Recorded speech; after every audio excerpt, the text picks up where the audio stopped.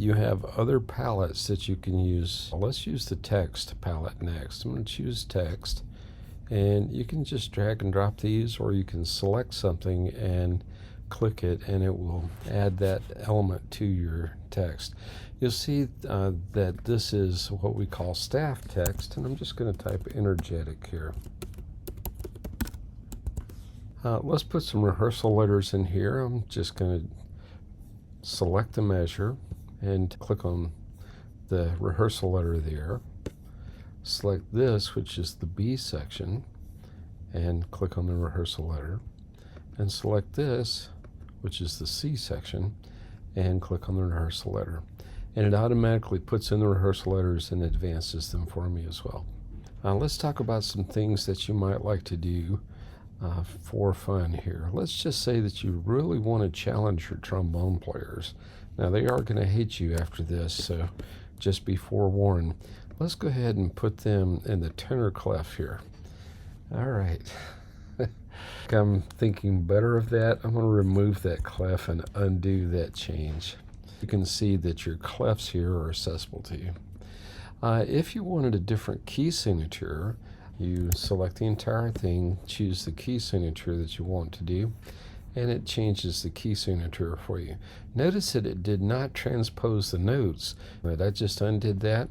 The better way to do this, instead of changing your key signature here, is to select everything, go to your Tools menu and tell it to transpose. Then choose the key signature from here. Let's go with the E flat major, and tell it what direction you'd like to go, either up or down. I'll go ahead and tell it OK. And now here we've got Twinkle Twinkle Little Star in the key of E flat.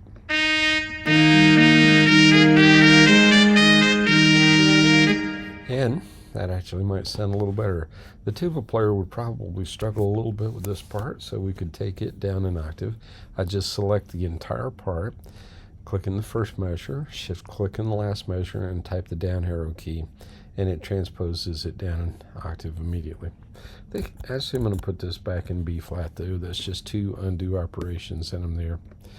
If you needed to change your time signature in the middle of a song, you can certainly do that. This is not going to make any sense at all, but let's say I wanted to go into the 2/4 time signature starting here. I can just select that and tell it that I want it to be 2/4. Messed up some of my formatting here a little bit, so I'll take that off and you can see a little better what it does. But there, it changed it to 2/4, rebarred everything, and the music still looks good. I'm going to undo that 2/4 change because clearly that was a bad choice. You can also change the time signature to 3/4 if it made sense, or 5/4, 6/4, or you can customize your time signatures here. A tempo of quarter note equals 120. Click on the first note, hit the tempo button, and choose one of these that is most like the tempo that I would like. You can choose these predefined tempos, or you can say, in this case, quarter note equals 80. Double click on the 80, type in 120, and click somewhere else to clear that, and you're good to go. And if we wanted to try something outrageous like 240, well, we could do that also. I'll put it back to 120. So we've looked at the clefs, the key signature, the time signature, the tempo, and the pitch. About pitch, let's say that we did want the tuba player to play this line down an octave. Obviously, we could just take it down an octave by command down arrow. But one of the things that might, notice that it reformatted the page when I did that. One of the things that might be easier would just be to use this symbol, and it tells the tuba player to play all that down an octave. And so this would sound down an octave from written. Now, this is not a good example of when to use that, but it does illustrate that you can change the pitch using the pitch menu. About accidentals, you can apply accidentals through the palettes that are found here. Just click on any given note and you can make it an accidental. Okay, now that won't necessarily sound good, so you should do it musically intelligently. The other way that I should mention is if you click on a pitch, you can also type the up arrow key to change chromatically through your accidentals. So frequently that's faster. We've already looked at the dynamics. We've already looked at the articulations. We've already looked at the text. The keyboard button here would give you some pedal markings, which would be necessary for playing the piano. Repeat symbols could be useful as well. And by the way, notice here that you've got initial repeats and ending repeats. You've got repeats that are both initial and ending. You've got first and second endings. You had to combine those with repeat bars and frequently with these as well. You've got the full complement of DS and DC Al-Coda symbols that you would need as well.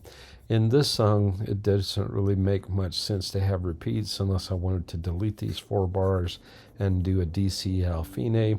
Maybe just for the sake of illustration here, I'll put a repeat in the first bar, and I will also put a repeat symbol in the last bar, and we could repeat the entire thing.